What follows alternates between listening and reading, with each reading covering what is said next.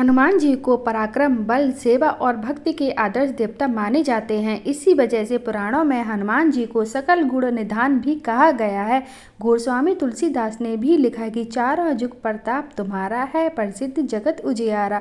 इस चौपाई का अर्थ है हनुमान जी इकलौते ऐसे देवता हैं जो हर युग में किसी न किसी गुणों के साथ जगत के लिए संकट मोचन बनकर मौजूद रहेंगे। शास्त्रों में भी कहा गया है कि हनुमान जी की सेवा करने और उनका व्रत रखने से उनकी विशेष कृपा अपने भक्तों पर बनी रहती। तो आइए जानते हैं मंगलवार की कथा।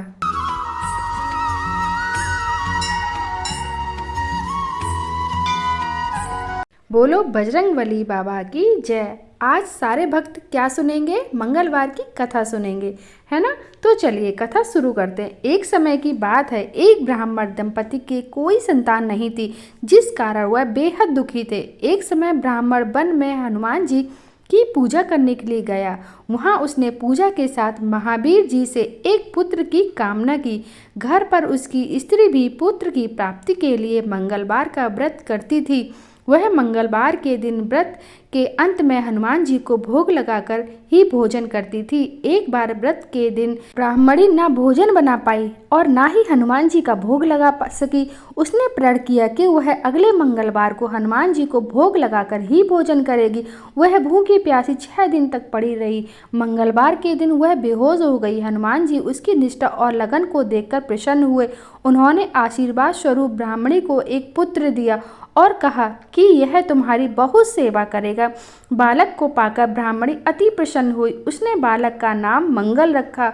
कुछ समय उपरांत जब ब्राह्मण घर आया तो बालक को देख पूछा कि वह कौन है। पत्नी बोली कि मंगलवार व्रत करने से प्रसन्न होकर हनुमान जी ने उसे यह बालक दिया है। ब्राह्मण को अपनी पत्नी की बात पर विश्वास नहीं हुआ।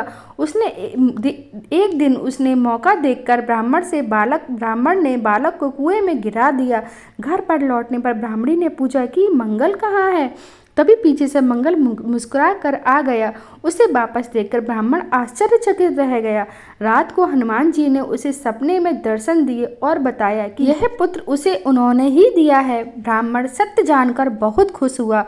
उसने इसके बाद ब्राह्मण दंपति प्रत्येक मंगलवार का व्रत कर रखने लगे। जो मनुष्य मंगलवार व्रत कथा को पढ़ता या सुनता है और नियम से व्रत रखता है, उसे हनुमान जी की कृपा से सब कष्ट दूर होकर सर्व सुख प्राप्त होता है और हनुमान जी की दया के पात्र बनते हैं। दोस्तों, ये थी मंगलवार व्रत कथा। इस कथा को सुनकर आप अपने व्रत को पूरा कर सकते हैं।